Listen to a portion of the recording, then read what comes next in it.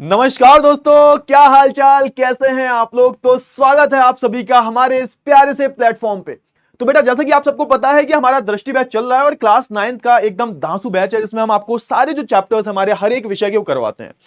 और अगर मैं बात करूं आज की इस क्लास की, तो हम आज अर्थशास्त्र का, इकोनॉमिक्स का एक बहुत ही प्यारा चैप्टर है और इस चैप्टर का नाम है संसाधन के रूप में लोग। अच्छा, ये जो चैप्टर है, इस चैप्टर में हम किसके बारे में बात करेंगे कि भाई जो हम लोग हैं ये खुद अपने आप में एक बहुत बड़ा संसाधन है ना। क्यों है वो हम इस चैप्टर में पढ़ेंगे। और इस चैप्टर की सबसे खास बात यह है ना कि हर टॉपिक में हमें एक बात बार बार बोली गई है कि अगर हम किसी इंसान के स्वास्थ्य पे, शिक्षा पर निवेश करते हैं, पैसा खर्च करते हैं, उसकी गुणवत्ता को बढ़ाते हैं, किसी भी इंसान की जो उत्पादकता है, गुणवत्ता है, उसकी क्षमता को अगर हम बढ़ाते हैं, तो हम कहीं ना कहीं एक तरीके से पूरे देश का विकास में हाथ बटा रहे हैं। यानी कि अगर आप उस देश के लोगों को आगे बढ़ाने की कोशिश कर रहे हो, है ना, आप उस देश के लोगों की शिक्षा पे, आप उस देश के लोगों की कौशल पे, आप उस देश के लोगों के स्वास्थ्य पर खर्च कर रहे हो, निवेश कर रहे हो, तो कहीं ना कहीं हमारा पूरा जो देश है वो आगे बढ़ता है ना। और यही जो चीज है हम हर टॉपिक में बार बार पढ़ेंगे। तो याद रखना, कहने को जो टॉपिक जो है ना, ये जो पूरा चैप्टर है, इसके चैप्टर के जितने भी टॉपिक्स हैं वो तुम्हें बहुत लंबे दिखेंगे। बहुत सारे उदाहरण भी दिए गए हैं, जो मैं उनमें से कुछ जो महत्वपूर्ण उदाहरण है वो मैं तुम्हें करवाऊंगा। कहने का मतलब यह है कि इस चैप्टर को बहुत ज्यादा डिटेल में नहीं पढ़ना, क्योंकि आपको सेम बात बार बार बोली गई है। तो मैं कम से कम वक्त में ज्यादा से ज्यादा चीजें जो है इस चैप्टर में क्लियर करवाने की कोशिश करूंगा। और मैं गारंटी से कहता हूं, अगर आप स्टार्टिंग से लेकर एंड तक इस लेक्चर को देख लेते हो ना, तो आपको एक एक चीज जो है समझ में आ जाएगी। बहुत ही प्यारा चैप्टर है, ठीक है। तो बिना किसी देरी के इस लेक्चर को शुरू करते हैं, ठीक है ना। Let's start. तो देखो, चैप्टर के नाम पे जाओ। अच्छा, चैप्टर को आगे बढ़ाने से पहले एक चीज और बतानी है मेरे को कि भैया, अगर आपको इसके नोट्स चाहिए, वैसे तो आपको पीडब्ल्यू की चैनल पर इसके नोट्स मिल जाएंगे, लेकिन हां, अगर आपको मेरा टेलीग्राम चैनल ज्वाइन करना है, और क्योंकि आने वाले समय में आप क्लास 10th में भी आ जाओगे, तो वहां पे मैं सारे जो चैप्टर्स के नोट्स हैं, जितने भी क्लास 9th की मैं बात करूं, क्लास 10th की बात करूं, उसकी जो पीडीएफ है, मैं वो इस टेलीग्राम चैनल पर ही शेयर कर देता हूं। आपको क्या करना है, आपको इस क्यूआर कोड को स्कैन करना है, और अगर टेलीग्राम ऐप डाउनलोड नहीं किया उसको कर लेना भाई, है ना। पीडब्ल्यू का ऐप कर लिया, पीडब्ल्यू के ऐप से भी ये दृष्टि बैच में आपको ये पीडीएफ मिल जाएगी। बाकी टेलीग्राम को डाउनलोड करके आप जो है इसको स्कैन करके आप इस चैप्टर के नोट्स ले सकते हो। आप ऐप से भी ले सकते हो, मेरे टेलीग्राम चैनल से भी ले सकते हो। क्लियर हुआ ना। चलिए, बहुत ही अच्छी बात है। और हाँ, आगे जितनी भी क्लासेस होंगी उनके पीडीएफ वगैरह मैं शेयर करता रहूंगा। चलिए, अब एक काम करते हैं भैया, हम संसाधन के रूप में लोग को समझने की कोशिश करते हैं। पहले चैप्टर के नाम पे जाओ। अब यहां पे एक शब्द का इस्तेमाल हो रहा है, संसाधन। सर, संसाधन को हम क्या बोलते हैं? वैसे इंग्लिश में तो उसको हम बोलते हैं रिसोर्सेज, लेकिन संसाधन का सिंपल सा मतलब होता है कोई भी एक ऐसी वस्तु जो हमारी प्रकृति में मौजूद है और कहीं ना कहीं वो वस्तु हमारी जरूरतों को पूरा कर रही है, उसको हम बोलते हैं संसाधन। और ये संसाधन की डेफिनेशन जो है ना, सामान्य डेफिनेशन है, सामान्य परिभाषा है। मतलब परिभाषा की अगर हम बात करें तो बहुत और भी चीजें जोड़ी जाती हैं इसमें।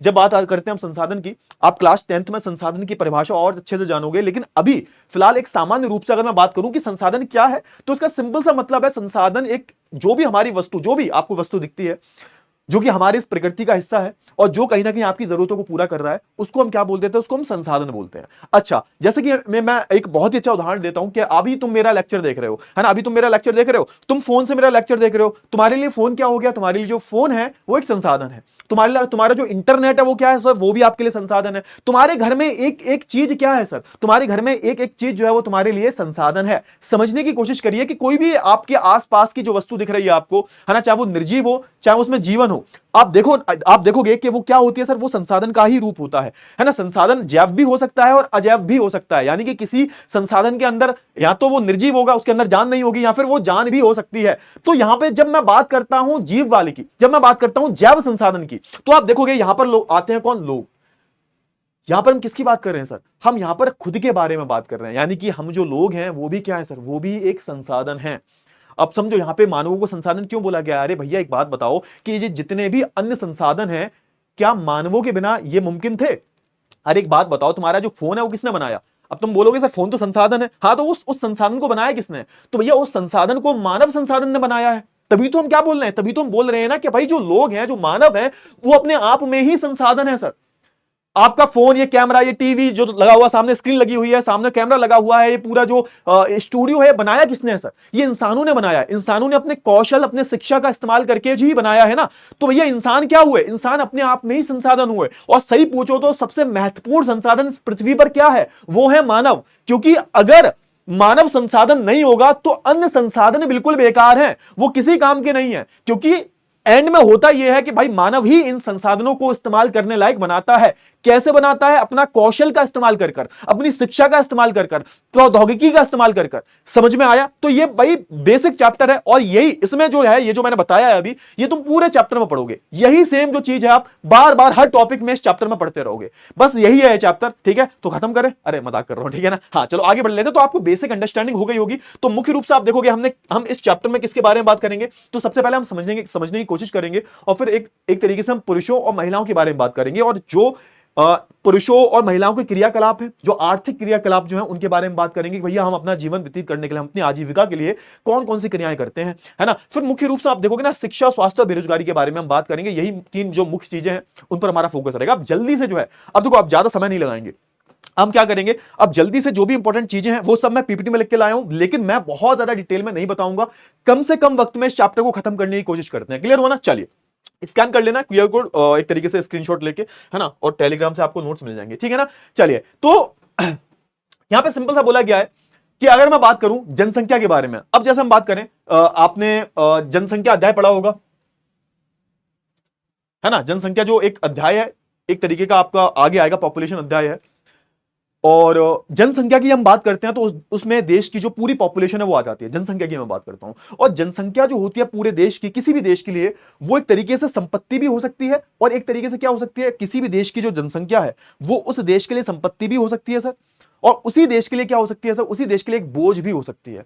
क्लियर हुआ? यानी कि आप देखोगे कि आप पर निर्भर करता है, उस देश की सरकार पर निर्भर करता है, उस देश के लोगों पर निर्भर करता है कि वो उस जनसंख्या जो है, जो जनसंख्या जो है उसको एक तरीके से एक संपत्ति में बदलना चाहते हैं, या फिर उसको जो है एक तरीके से बोझ देखना चाहते हैं। अगर आपके देश में जनसंख्या कुछ कर नहीं रही है, बेरोजगार बहुत ज्यादा है ना, कोई कौशल नहीं हो जनसंख्या के पास, आपके देश की जो जनसंख्या है वो बीमार रहती है भाई, तो उसको आप जनसंख्या, उस जनसंख्या को आप संसाधन बोलोगे? नहीं बोलोगे। तो पहले पॉइंट में यही एक तरीके से बताने की कोशिश की गई है कि भाई किसी भी देश की जनसंख्या है, अगर उसको आप सही तरीके से इस्तेमाल कर रहे हो, उसकी शिक्षा पर ध्यान दे रहे हो, तो वो जनसंख्या जो एक तरीके से संपत्ति का काम जो है करती है, परिसंपत्ति का काम जो है करती है, और वही संसाधन बन जाती है। जब मैं बात करता हूं जनसंख्या की, तो जनसंख्या में पूरी देश की पॉपुलेशन आ गई, पूरे देश की जो संख्या, जनसंख्या, जनों की संख्या, कि किसी भी स्थान पर जो लोग रह रहे हैं, किसी भी एक समय की बात कर रहा हूं, किसी भी एक समय काल की मैं बात करूं, किसी भी स्थान पर जो लोग रह रहे हैं, उन लोगों को अगर आप जोड़ोगे, उनका सम करोगे, उनका जब सम करते हो, जोड़ते हो उनको,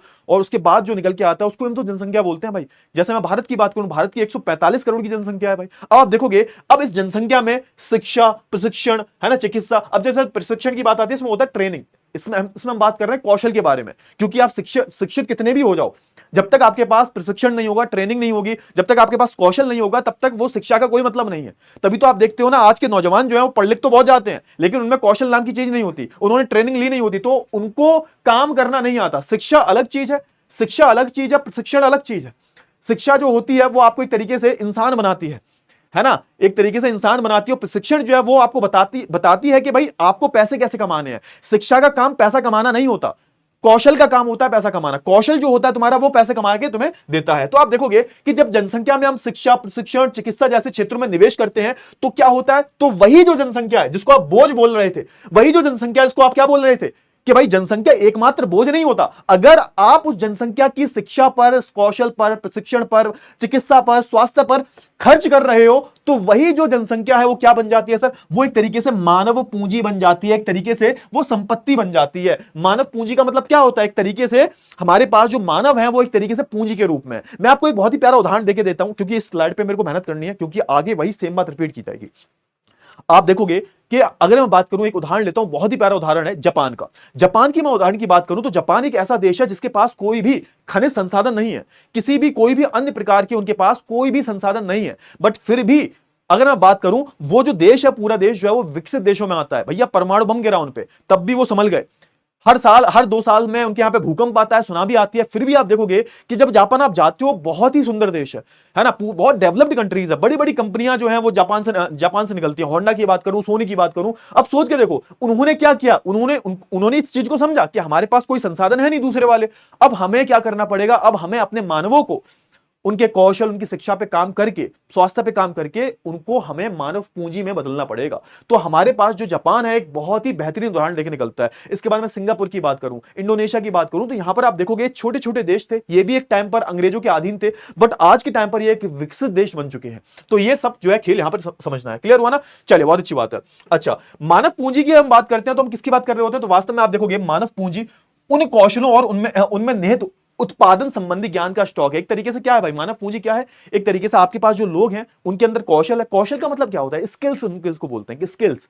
अब जैसे हम बात करें, शिक्षा अलग चीज हो जाती है। आपको जैसे मैं बात करूं कि जो पूरा स्टूडियो किसी ने सेटअप किया होगा, अब उसके पास उसकी कौशल होगा। उसका जो डॉक्टर होता है उसके पास क्या होती है? स्किल्स होती हैं। जो इंजीनियर्स होते हैं उसके पास क्या होती है? उसके पास भी स्किल्स होती है, कौशल होता है। तो कहीं ना कहीं यहां पे कौशल क्या करता है भाई? अगर आपके मानव पूंजी में कौशल है, कौशल निहित है, तो क्या होगा सर? तो आप देखोगे उसके पास उत्पादन संबंधी ज्ञान है, एक स्टॉक है उसके पास, जिससे क्या होगा? जिससे आपका जो उत्पादन है वही बढ़ता है ना? आपका उत्पादन जो है वो और ज्यादा कौशल हो जाता है। अच्छा, तो यही है। तो इस संसाधन के रूप में लोग इस विचार को बताता है कि किसी भी देश के कार्यरत लोग उनकी वर्तमान उत्पादन कौशल और क्षमताओं के संदर्भ में एक संसाधन के रूप में देखा जा सकता है। तो सिंपल सी बात है, इस पूरे चैप्टर में वही सेम बात को बार बार रिपीट किया गया है कि संसाधन के रूप में लोग एक ऐसा विचार है जब हम ये बोलते हैं कि भाई आपके देश में जो लोग हैं जो काम कर सकते हैं, मैं बात कर रहा हूं, इसमें हम वो पॉपुलेशन तो लेते ही नहीं है जो बेरोजगार है, जो नालायक पॉपुलेशन है, जो नालायक जनसंख्या है, उसको हम ले ही नहीं रहे। हम सिर्फ और सिर्फ किसको ले रहे हैं? कि जो भाई कार्य कर रही है, जिसके पास कुछ कौशल है।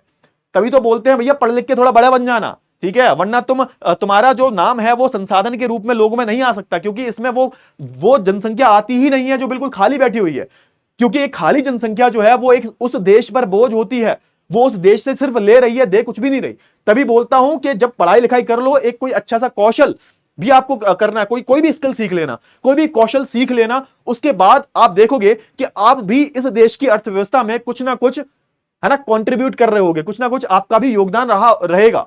समझ में आया या नहीं? तो इसी के बारे में हम जो पूरे चैप्टर में बात करेंगे कि किसी देश में आप देखोगे हम किस तरीके से उस देश के जो लोग हैं, उस देश की जो जनसंख्या है, उसको एक तरीके से हम संपत्ति में बदल सकते हैं, एक तरीके से मानव पूंजी में बदल सकते हैं। क्लियर हुआ ना? चलिए, अगर मैं बात करूं जनसंख्या की जब मैं बात करता हूं, अगर मैं उत्पादन के पहलू से देखूं तो उसका अर्थ होता है, किससे उसका अर्थ आता है? सकल राष्ट्रीय उत्पादन से। सिंपल सी बात है, सकल राष्ट्रीय उत्पादन का सृजन के मतलब यह है कि अगर हम बात करें अलग अलग क्षेत्रों की, अगर मैं बात करूं प्राथमिक क्षेत्र की, अलग मैं बात करूं द्वितीय क्षेत्र की, अलग मैं बात करूं तृतीय क्षेत्र की, अब इन तीनों क्षेत्रों में आप देखोगे कोई ना कोई उत्पादन होता है सर, है ना, जिसको हम आप देखते हो जीडीपी बोल देते हैं, ग्रॉस डोमेस्टिक प्रोडक्ट बोलते हैं, ग्रॉस नेशनल प्रोडक्ट बोलते हैं। सकल राष्ट्रीय उत्पाद का सिंपल सा मतलब है कि एक तरीके से किसी ना किसी देश में, है ना, अलग अलग तरह की गतिविधियां होती हैं। अब जब अलग अलग तरीके की गतिविधियां हो रही हैं, उनसे क्या होता है सर? उनसे एक तरीके से वस्तुओं का निर्माण किया जा रहा है, उनसे आप देखोगे सेवाओं का लेन देन किया जा रहा है। अब एक बात बताइए कि आपका जब तक मानव संसाधन कौशल पूर्व नहीं है, कौशल नहीं है उसके पास, है ना, कौशल नहीं है, कुछ भी नहीं है, उसके वो बीमार रहता है, ना ही उसके पास शिक्षा है, ना कौशल है, तो आप किसी भी देश में उत्पादन कैसे कर सकते हो? जब उत्पादन ही नहीं होगा, उत्पादन में ही कमी होगी, तो हमारा जो सकल राष्ट्रीय उत्पाद है वो कैसे बढ़ेगा? पूरे राष्ट्र का जो उत्पादन है, जो अलग अलग क्षेत्रों से आ रहा है, वो कैसे बढ़ेगा? और आप देखोगे यहां पर उसी बारे में बोला गया है कि जनसंख्या को जब मैं बात करता हूं उत्पादन के पहलू से, तो इसका अर्थ ये होता है कि भाई सकल घरेलू उत्पाद का सृजन हो रहा है या नहीं हो रहा, इसमें योगदान है या नहीं हो। क्लियर हुआ? यानी उनकी क्षमताओं और कौशल राष्ट्र की उत्पादन की क्षमता को बढ़ा रही है या नहीं बढ़ा रही? समझ में आया? उनका जो कौशल है वो कहीं ना कहीं हमारे पूरे देश का जो उत्पादन है, हमारे पूरे देश का जो सकल घरेलू उत्पादन जो है उसको बढ़ा रही है या नहीं बढ़ा रही।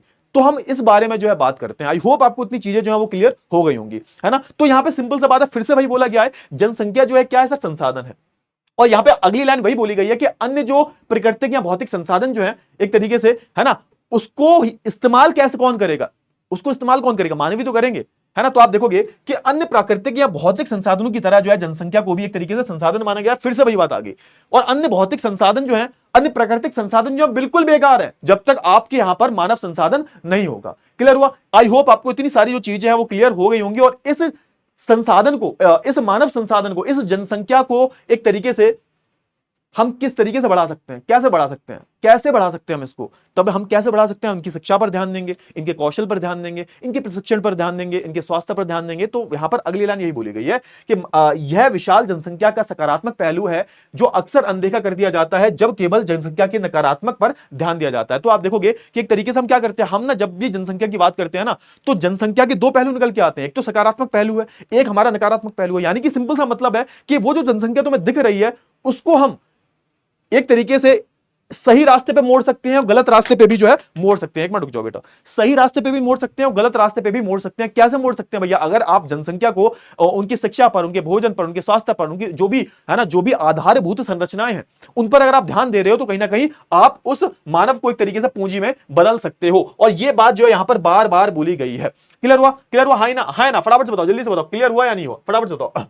अब फिर से यहां पे वही बात बोली गई है कि जब मैं बात करता हूं किसकी, मानव संसाधनों की बात करता हूं, तो उसमें आप देखोगे शिक्षा, प्रशिक्षण, स्वास्थ्य सेवाओं के माध्यम से आप देखोगे क्या करते हो, उनमें निवेश करते हो। तो आप देखोगे किसी भी देश की जो सरकार होती है वो अगर चाहती है कि हमारे देश का जो सकल घरेलू उत्पादन है, सकल राष्ट्रीय उत्पादन जो बढ़े, तो वो क्या करेगी सर? तो वो उस देश के जो लोग हैं उस शिक्षा, उनकी शिक्षा में, उनके स्वास्थ्य में, उनकी सेवाओं में, है ना, उनके कौशल को बढ़ाने में, उनमें निवेश करती है सरकार। तभी तो आप देखते हो ना, अलग अलग बड़े बड़े आपको सरकारी हॉस्पिटल देखने को मिलते हैं, बड़े बड़े आपको मेडिकल कॉलेज देखने को मिलते हैं, बड़े बड़े आपको आईआईटी देखने को मिलते हैं, आईआईएम्स देखने को मिलते हैं। इतने बड़े बड़े कॉलेजेस हैं, आप देखोगे इनमें कंपटीशन कितना होता है ना, 1000 सीटें होती हैं, लाखों जो है फॉर्म डलते हैं। उसके बाद कुछ चुनिंदा लोगों को लिया जाता है। हमारे देश में सबसे ज्यादा आपको जो है इंजीनियरिंग कॉलेज दिख जाएंगे, है ना, बहुत सारे। आप देखोगे जैसे सीयूईटी का एग्जाम होता है, उसमें कितने सारे बच्चे जो होते हैं बेचारे अच्छा कॉलेज लेना चाहते हैं, डीयू का, जेएनयू का, बीएचयू का। अब ये क्या कर रहे हैं? तो भाई सरकार जो है, सरकार को भी पता है कि अगर ऐसे, है ना, इंस्टीट्यूशंस में, ऐसे यूनिवर्सिटीज में, ऐसे स्कूलों में, ऐसे कॉलेजेस में बच्चों का एडमिशन होगा, कहीं ना कहीं उनकी शिक्षा बढ़ेगी। और शिक्षा ही एक माध्यम है। आप सोच के देखो कि तुम्हारे पास कोई टैलेंट नहीं है, मेरे पास भी कोई टैलेंट नहीं है, ना ही गाने का टैलेंट है, ना ही नाचने का टैलेंट है, ना ही एक्टिंग का टैलेंट है। तो मेरे पास सीधा रास्ता क्या बचा है कि मैं अपनी अपनी आजीविका को बेहतर कर सकूं, मैं अपने स्टैंडर्ड ऑफ लिविंग को बेहतर कर सकूं। कैसे होगा सर? ये सिंपल सी बात है, जब मैं पढ़ लिख जाऊंगा, मेरे अंदर कोई कौशल होगा। पढ़ने लिखने से कुछ नहीं होता, शिक्षा तो जरूरी है, शिक्षा आपको एक बेहतर इंसान बनाती है। शिक्षा के अलावा आपके पास कोई अगर ऐसा कौशल नहीं है जिससे कि आप अपनी आजीविका को चला पाओ, तो भी बेकार है शिक्षा। आपके पास कोई कौशल होना चाहिए। आप कौशल का मतलब होता है कोई चीज, आपको कोई स्किल्स की बात की जा रही है, कोई काम आपको आना चाहिए, तभी आपको जो है आप कुछ अपनी लाइफ में कर पाओगे। तो यह बात आपको समझनी पड़ेगी। और यहां पर यही बात जो है बोली गई है कि हम यहां पे कैसे निवेश कर रहे हैं, तो शिक्षा, स्वास्थ्य के माध्यम से निवेश कर रहे हो। और याद रखना, इन चीजों का जो लाभ है आपको बहुत बाद में मिलता है, इन चीजों का लाभ आपको जो है भविष्य में देखने को मिलता है। तो मानव पूंजी के यही जो है लाभ देखने को मिलते हैं। क्लियर हुआ ना? ये सारी चीजें मैंने बता दी। अच्छा, अब यहां पे सिंपल सा बात है, हम एक इंपॉर्टेंट एग्जांपल देख लेते हैं। बहुत ही प्यारा उदाहरण है। इस उदाहरण को हम पूरे चैप्टर में लेते चलेंगे। जल्दी जल्दी पढ़ते हैं उदाहरण को, आप पहले पढ़ना पूरा, है ना। आपके एनसीईआरटी में दे रखा है, एक उदाहरण जो दे रखा है वो सकल का दे रखा है, और दूसरा उदाहरण दे रखा है वो विलास का दे रखा है। हो सकता है कि आपकी किताब में किसी दूसरे नाम से दे रखा हो, लेकिन हाँ, एनसीईआरटी में आप देखोगे सकल नाम का ही उदाहरण दे रखा है, सकल और विलास। ये दोनों मित्र हैं। अब इन दोनों की कहानी दिखाई है। पहले मैं सकल की अगर बात करूं तो आप देखोगे सकल जो बच्चा है ना, ये दोनों पहले मित्र हैं, है ना, और एक ही गांव में रहते हैं। सेमापुर नाम का गांव है, एक ही गांव में रहते हैं। सकल की आयु जो है 12 साल है, और उसकी मां जो है, इसका मां का नाम शीला है, जो घर घर काम करती है ना, एक तरीके से काम वाली है, और घर घर जाके जो है ये बर्तन वर्तन साफ करती है, खाना बनाती है। इनके पिताजी की हम बात करें तो आप देखोगे इनका नाम है बूटा चौधरी, जो खेत में काम करते हैं। और आप देखोगे सकल घर में जो है कामकाज के लिए आप देखोगे अपनी मां की जो मदद भी करता है, और वो उसके छोटे बहन भाई भी हैं। आप देखोगे उसके छोटे बहन भाई भी हैं, है ना। जीतू की हम बात करें, सीतू की हम बात करें, जीतू उसका छोटा भाई है, और सीतू जो है उसकी एक छोटी सी बहन है ना। और उसके जो चाचा जो है वो क्या है सर, वो मैट्रिक पास की परीक्षा पास कर लिया, और लेकिन वह जो है घर में बेकार बैठा हुआ है। कुछ नहीं, उसका चाचा श्याम जो है मैट्रिक पास, 10वीं पास कर लिया उसने, घर में बैठा हुआ खाली, कोई भी कौशल नहीं है। भाई 10वीं के बाद क्या ही होता है? कुछ नहीं होता भाई 10वीं के बाद, है ना। तुम भी कुछ 5-6 महीने बाद 10वीं में आ जाओगे, है ना। और कोई नौकरी नहीं मिल रही, क्यों नहीं मिल रही? क्योंकि उसके पास कोई कौशल नहीं है। और आप देखोगे बूटा चौधरी की मैं बात करूं, शीला जी की बात करूं, चाहते हैं कि उनका बेटा सकल जो है पढ़े लिखे, वो चाहते हैं। अब देखो यहाँ पे अब वो चाहते हैं कि जैसी स्थिति उनकी रही है वैसी स्थिति जो है एक तरीके से सकल की ना हो। और आप देखोगे वे उसे गांव के स्कूल में नाम लिखा देते हैं, यानी कि एक तरीके से उसका एडमिशन करा देते हैं। एडमिशन के बाद आप देखोगे कि वो शीघ्र ही उसमें जो है प्रवेश पा लेता है, और जो है पढ़ना शुरू कर लेता है, और एक तरीके से उच्चतम शिक्षा जो हासिल कर लेता है, पढ़ाई करता है बढ़िया से, है ना, एकदम पढ़ाई कर लेता है। और आप देखोगे आगे वो रुकता नहीं है, ऐसा नहीं है 12वीं के बाद रुक जाता है। उसके बाद वो है जो एक तरीके से कंप्यूटर डिप्लोमा भी कर लेता है, और कंप्यूटर डिप्लोमा करने के बाद आप देखोगे एक तरीके से वो एक बढ़िया सा सॉफ्टवेयर वगैरह बना देता है, और उसकी नौकरी लग जाती है, और अच्छा खासा जो है पैसा वो कमाने लगता है। यानी कि आप देखोगे ये जो सकल वाला उदाहरण में आप देखोगे कि एक तरीके से उसकी पढ़ाई पर ध्यान दिया गया। उसके जो पिताजी थे, उसकी जो माताजी थी, वो चाहते थे उसका बच्चा जो है पढ़ लिख के आगे बढ़े, और कहीं ना कहीं हमारा जो सकल था उसको भी कहीं ना कहीं पढ़ने में रुचि थी, है ना। और वो इस तरीके से उसने एक अच्छी शिक्षा ली, और एक तरीके से बढ़िया इंसान बन गया, और एक तरीके से उसने एक कौशल भी ले लिया। मैंने बोला ना कौशल बहुत जरूरी है। पढ़ने के बाद उसने कोई कंप्यूटर का कोर्स कर लिया, और उसके बाद उसने जो है सॉफ्टवेयर वगैरह डिजाइन कर लिया, और एक अच्छी कंपनी में जो है उसने एक तरीके से अपना भविष्य को एक तरीके से सुनहरा बना लिया। अब आने वाले सालों में, है ना, अब जो शकल का भी बेटा होगा, सकल के भी बच्चे जो होंगे, अब वो एक तरीके से उसकी अहमियत समझेगा। अब ये जो गरीबी का चक्र था वो टूट जाएगा। ये जो साइकिल चल रही थी, विशियस साइकिल है ना, बोलते हैं गरीबी का चक्कर जो होता है, आप देखोगे ये अब टूट जाएगा। अच्छा, अब मैं बात कर लेता हूं दूसरा। अब दूसरा जो उदाहरण है विलास का बिल्कुल उल्टा उदाहरण है। अब क्योंकि विलास और सकल दोस्त हैं, तो अब बात कर लेते हैं हम विलास के बारे में। विलास जो एक तरीके से 11 वर्ष का एक लड़का है, और आप देखोगे वह सकल के एक ही गांव में रहता है, सकल के गांव में, दोनों एक ही गांव में रहते हैं। आप देखोगे विलास की अगर मैं बात करूं, विलास के जो पिता हैं वो एक तरीके से क्या थे, एक मछुआरे थे। अगर मैं बात करूं, विलास जो है केवल 2 वर्ष का था, उसके पिताजी की जो है मृत्यु हो गई थी, यानी कि पिताजी जो मर चुके हैं। अब उसके घर का काम कौन, देखो बचपन से ही इनकी हालत खराब थी, बचपन से ही इनका जो पिताजी ने इनका साथ छोड़ दिया, परिस्थितियां बहुत कठिन थी। अब इनकी माता जी हैं, वो काम संभालती हैं, मछलियां बेच बेचकर जो अपने परिवार का पालन पोषण करती हैं, और एक तरीके से एक जमींदार के तालाब में मछलियां पकड़ती हैं, तो आप देखोगे, और उसको जो है एक तरीके से जो निकटतम मंडी जो है उसमें बेच देती हैं। मछलियों बेचकर जो है वो एक दिन का कितना कमा लेते हैं, 150 रुपया जो कमा लेती हैं, है ना। विलास, अब देखो सोच के देखो, अब यहां पर क्या हुआ, विलास जो है गठिया रोगी हो गया है ना, और उसके मां के पास इतने पैसे नहीं है कि विलास का जो इलाज भी करा सके। और सोच के देखो, इलाज इलाज करवाने तक के पैसे नहीं है, तो तुम्हें क्या लगता है विलास की पढ़ाई हुई होगी? विलास की पढ़ाई नहीं हुई होगी, और आप देखोगे इसको पढ़ने में भी कोई रुचि ज्यादा है नहीं, और आप देखोगे इसने जो है पढ़ाई नहीं की, और एक तरीके से अपनी माँ की ही देखभाल करता है, क्योंकि माँ भी बीमार है इसकी। आप सोच के देखो, यहां पे अगर पूरा उदाहरण तुम देखोगे कि भाई जो हमारे विलास जी हैं, एक तो उनको पढ़ाई में रुचि नहीं थी, एक तो दूसरी बात यह है कि एक तो उनकी परिस्थिति कुछ ऐसी बन गई है कि अब ये पढ़ नहीं सकते, पैसा ही नहीं है, उसका बेचारे गठिया का रोग है, वो बीमार रहता है, तो बीमार जब रहेगा तो पढ़ कैसे पाएगा। तो वो हर चीज जरूरी होती है। जब हम शिक्षा की बात कर रहे होते हैं, हम जब कौशल की बात कर रहे होते हैं, तो साथ के साथ हम स्वास्थ्य की भी बात कर रहे होते हैं, तो इनका स्वास्थ्य भी वैसा बहुत खराब रहता है। अब जब स्वास्थ्य बहुत खराब रहता है, तो ये पढ़ाई इनकी छूट गई है, अब ये पढ़ नहीं रहे हैं। अब एक टाइम क्या आएगा, एक टाइम ये आएगा कि अब इसकी माँ भी मछलियों को जो है एक तरीके से मछली पालन कर रही है, इसकी माँ भी मछलियों को बेच रही है, अब ये भी क्या करेगा, ये भी मछली बेचेगा। अब इसको एक तरीके से जो एजुकेशन, जो शिक्षा की महत्वता है, वो पता नहीं लग पाई। अब हमारा जो विलास है वो भी एक तरीके से, है ना, अशिक्षित रह गया, अकौशल रह गया, यानी कि इसके पास कोई कौशल नहीं है, कोई शिक्षा नहीं है। अब होगा क्या, अब ये जो चक्र है नहीं टूटेगा, ये जो गरीबी का चक्र चल रहा है वो नहीं टूटेगा। अब आप देखोगे विलास जो एक तरीके से क्या है, विलास एक तरीके से बोझ है इस जनसंख्या पे, और सकल जो एक तरीके से क्या बन चुका है, मानव पूंजी बन चुका है। तो इन दोनों उदाहरण में हमें जो है यही समझ में आता है। क्लियर हुआ ना? हाँ है ना, फटाफट से बता दो जल्दी से। चलिए, बहुत अच्छी बात है, बहुत अच्छी बात है।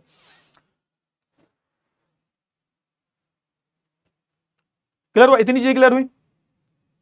अब यहां पे एक तरीके से बताई की गई है कि बताया गया है कि भाई हम एक तरीके से जब मैं आय की बात करता हूं, तो उसके क्या क्या लाभ देखने को मिलते हैं, तो आप देखोगे उसके प्रत्यक्ष और अप्रत्यक्ष लाभ देखने को मिलते हैं। जैसे देखोगे किसी की आय जब अच्छी होती है, तो सिंपल सी बात है कि जिस व्यक्ति की आय अच्छी है, अब सोच के देखो यहाँ पे जो विलास है वो क्यों नहीं पढ़ पाया, उसके पास पैसा नहीं था भाई, है ना। अब जो जिसके पास पैसा होता है, उच्च आय होती है, वो शिक्षित होता है भाई, है ना, उसका स्वास्थ्य भी ठीक रहेगा, क्योंकि भाई उसके पास पैसा है, अच्छा खाने को मिल रहा है। अगर इनकेस बीमार भी हो जाता है, तो उसको एक तरीके से बाहर दिखा भी दिया जाएगा। अब ये ना एग्जाम्पल को पकड़ के रखना, अच्छी शिक्षित या अधिक स्वास्थ्य जनसंख्या का जो है लाभ उन लोगों को तक भी पहुंचता है जो लोग स्वस्थ, अब सोच के देखो, स्वस्थ प्रत्यक्ष रूप से इतने शिक्षित नहीं है। अब सोच के देखो, यहां पे बोला जा रहा है कि इसका अप्रत्यक्ष रूप से भी असर पड़ता है। आप सोच के देखो कि एक ऐसी जनसंख्या है, एक किसी देश में आप देखोगे बहुत अधिक जनसंख्या जो है स्वस्थ भी है और शिक्षित भी है, तो इसका मतलब क्या होगा कि उस देश में भरपूर हॉस्पिटल्स होंगे, है ना। तो आप देखोगे जब भरपूर हॉस्पिटल्स होंगे, तो शिक्षित लोग बहुत ज्यादा है, तो डॉक्टर्स भी बहुत ज्यादा होंगे, इंजीनियर्स भी बहुत ज्यादा होंगे, तो कहीं ना कहीं उनका जो फायदा है वो उनको भी मिलेगा जो बहुत ज्यादा शिक्षित नहीं है।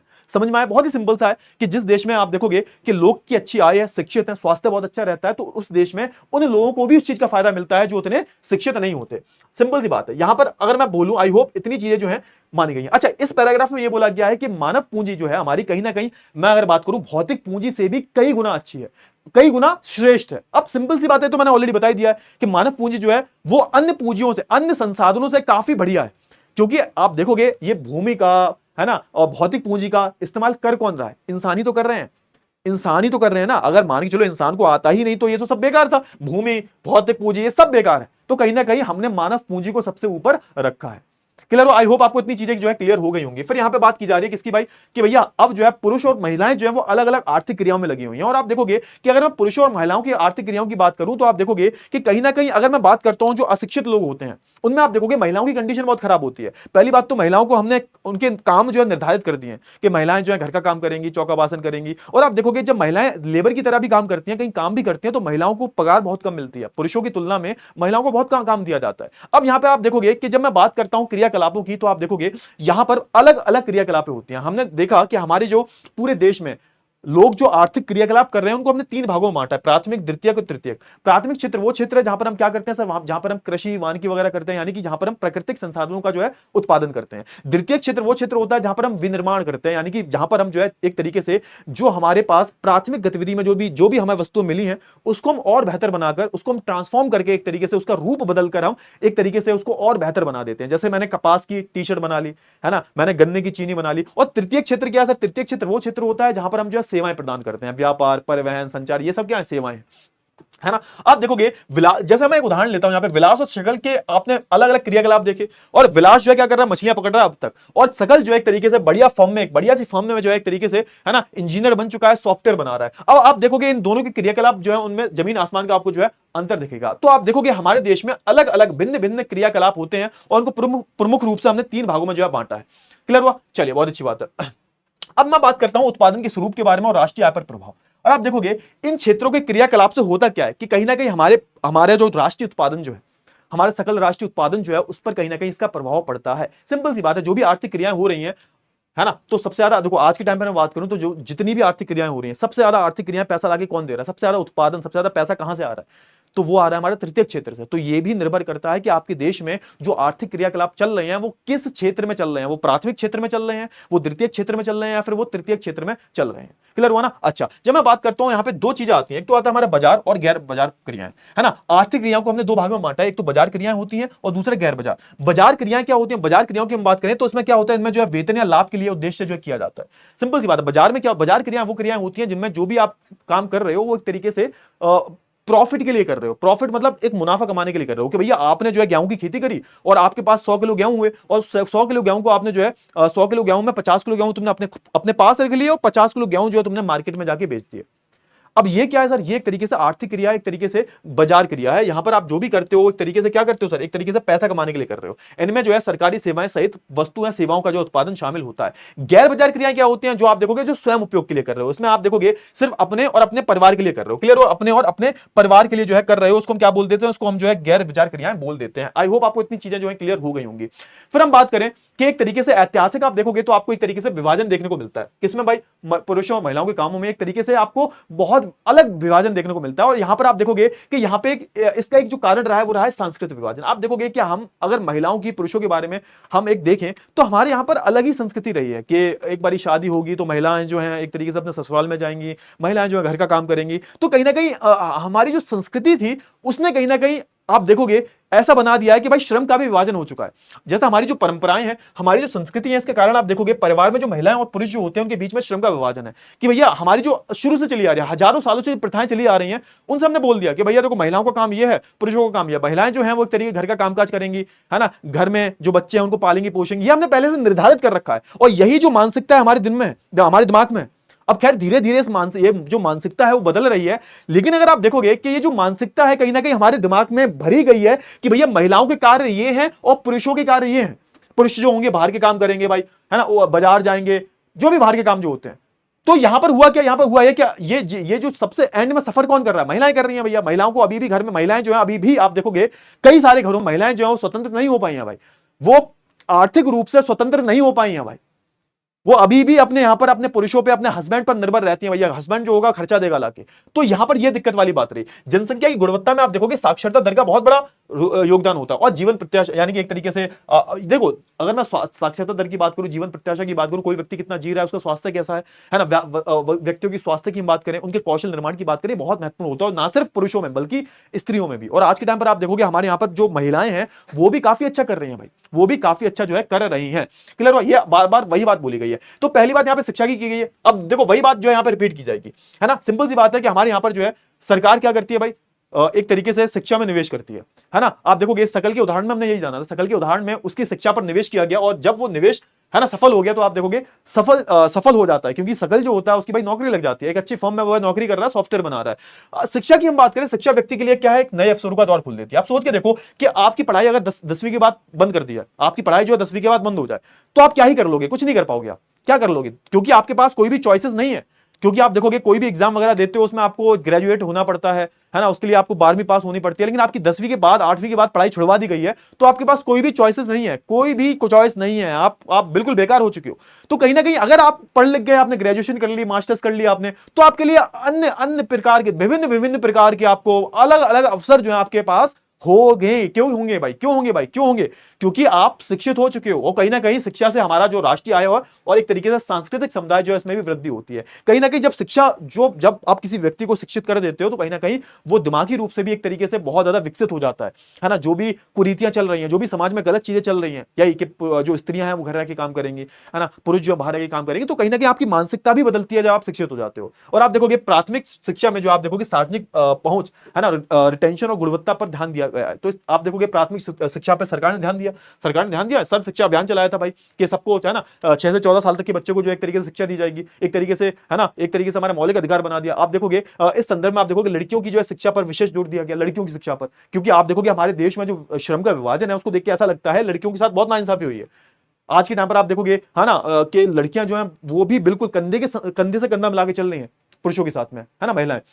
आप देखोगे सरकार ने भी बहुत सारे कदम उठाए। आप देखोगे अलग अलग जगह पर आपको नवोदय विद्यालय देखने को मिलते हैं। इसमें सरकार जो होती है, आपको एक एग्जाम देना पड़ेगा, एग्जाम के बाद अगर आप पास हो जाते हो तो आपका खर्चा जो है पूरा कौन उठाता है? सरकार उठाती है। तो ये भी एक ये सरकार के द्वारा चलाया गया था। इसके बाद आप देखोगे शिक्षा के लिए आपको समान अवसर देने पड़ेंगे, सबके लिए समान अवसर है एक तरीके से, है ना, समान शैक्षणिक परिणाम का प्रदान करने की दिशा में आप देखोगे काम किया जाएगा कि एक तरीके से सबको शिक्षा मिले और एक तरीके से समान शिक्षा मिले। और एक तरीके से आप देखोगे कि यहां पर होगा क्या, इन सबका लक्ष्य क्या है, ये सब हम कर क्यों रहे हैं?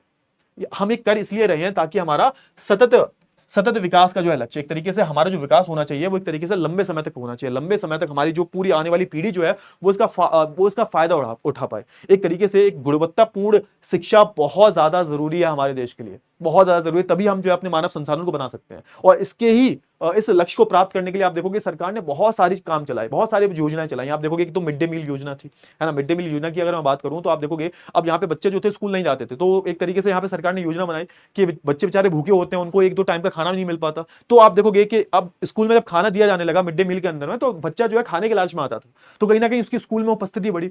जब वो स्कूल में आएगा तो पढ़ेगा भी थोड़ा बहुत, क्लियर हुआ ना। दोपहर में भोजन दिया जाएगा और एक तरीके से उनका, अब बहुत सारे बच्चे ऐसे गांव में होते हैं जिनको पूर्ण पोषण प्राप्त नहीं हो पाता, कुपोषण रह जाते हैं, कुपोषित रह जाते हैं एक तरीके से वो, है ना, उनको पोषण नहीं मिल पाता। तो इसमें आप देखोगे कि सरकार ने मिड डे मील चलाई और अलग अलग जो नीतियां हैं जो सरकार ने चलाई, ठीक है। फिर आप देखोगे एक तरीके से हमारा स्वतंत्र भारत का जो साक्षरता दर है वो, उसके रुझान देखो कि 1951 में आप देखोगे इतना साक्षरता दर था। इसमें आप देखोगे ये जो हरा वाला जो है, हरा वाला हमारा क्या एक तरीके से एक तरीके से आप बोल सकते हो कि हमारा एवरेज है, औसत है। और अगर लाल वाले की हम बात करें, पुरुष आता है यहाँ पे, पुरुष, और यहाँ पे महिलाएं आती हैं, ठीक है ना। तो अगर आप देखोगे डेटा, तो आज के टाइम पर आप देखोगे अभी भी अगर हम बात करें तो पुरुषों और महिलाओं में कितनी ज्यादा असमानताएं हैं। पुरुषों का जो साक्षरता दर है वो करीबन 80 से ऊपर पहुंच चुका है आज के टाइम पर, है ना। और फिर महिलाओं की अगर हम बात करें तो अभी 75 ही पहुंच पाया है, देखो, है ना, क्लियर हुआ। तो अभी भी काफी ज्यादा असमानता दिखाई देती है अगर मैं बात करता हूं महिलाओं पुरुष के बारे में। ये हमारे उच्च शिक्षा की जो अलग अलग संस्थाएं हैं वो यहां पे देख लो कि कितने महाविद्यालय थे 1951 में, और जो बढ़कर 2022-23 में कितने हो गए। तो इसमें आपको बहुत बड़ा जो है एक डिफरेंस दिखेगा। 750 से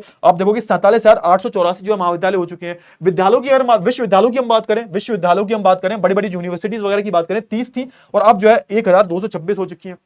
विद्यार्थियों की बात करें तो विद्यार्थी 2,63,000 से बढ़कर करीबन करोड़ों में पहुंच चुके हैं, समझ में आया ना। हाँ, तो ये अगर आप डेटा देखोगे तो इससे कहीं ना कहीं आपको लगेगा कि शिक्षा में सुधार तो हुए, लेकिन एक गुणवत्ता भरी शिक्षा जो है नहीं मिल पा रही। यहीं पे फिर ऐसे ही आता है स्वास्थ्य में। स्वास्थ्य की अगर मैं बात करता हूं तो इसमें किसकी बात की जाती है, तो आप देखोगे कि जब मैं स्वास्थ्य की बात करता हूं तो आप देखोगे कि यहां पर फिर से मैं वही उदाहरण दूं सकल और विलास का। विलास आप देखो कि पढ़ क्यों नहीं पाया भाई, उसका पढ़ने में रुचि हट गई उसकी, क्योंकि वो उसका स्वास्थ्य ही ठीक नहीं रहता था। जब आपका स्वास्थ्य ही ठीक नहीं रहेगा तो सब कुछ बेकार है। शरीर है तो भैया सब कुछ है भाई, जान बोलते हैं ना, जान है तो जहान है। तो आप देखोगे कि किसी भी व्यक्ति की जो एक तरीके से शिक्षा जो है, सॉरी, उसके जो स्वास्थ्य जो है आप देखोगे वो बहुत ज्यादा बहुत महत्वपूर्ण होता है। क्लियर हुआ ना, क्लियर हुआ, अच्छा, बहुत अच्छी बात है,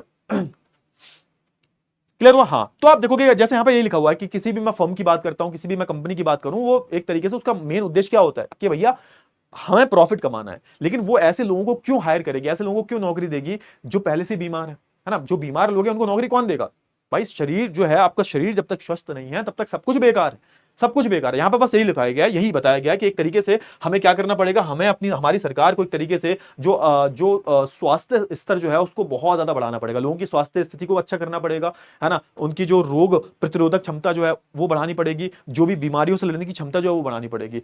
यदि मैं बात करूं स्त्री के पुरुष की, ये जो अस्वस्थ है तो वह संगठन या समाज के विकास में एक तरीके से योगदान नहीं दे पाएंगे। सिंपल सी बात यहां पर लिखा गया है कि एक तरीके से किसी भी देश में अगर कोई अगर स्त्री पुरुष जो है एक तरीके से क्या है सर, अस्वस्थ है, तो उस देश का जो है विकास हो ही नहीं सकता। यहां पर वही सेम बताया गया है, यही बताया गया है। क्लियर हुआ? हाँ है ना? फटाफट से बताओ जल्दी से। तो आप देखोगे यहां पे सरकार ने बहुत सारे यहां पर कदम उठाए, उन कदमों को आप पढ़ोगे तो आप देखोगे जैसे जैसे आप देखोगे ना, यहां पे लिखा हुआ है पिछले 5 दशकों में आप देखोगे भारत ने सरकारी और निजी क्षेत्रों में आप देखोगे, प्राथमिक की बात करूं मैं, चाहे द्वितीयक की बात करूं, चाहे मैं तृतीयक क्षेत्र की बात करूं, उनमें एक तरीके से एक व्यापक स्वास्थ्य अवसंरचना और जनशक्ति का निर्माण किया। आप देखोगे ना बहुत सारी जो जैसे आयुष्मान को एक तरीके से लागू किया गया सरकार में कि भाई एक तरीके से सबका इंश्योरेंस होना चाहिए।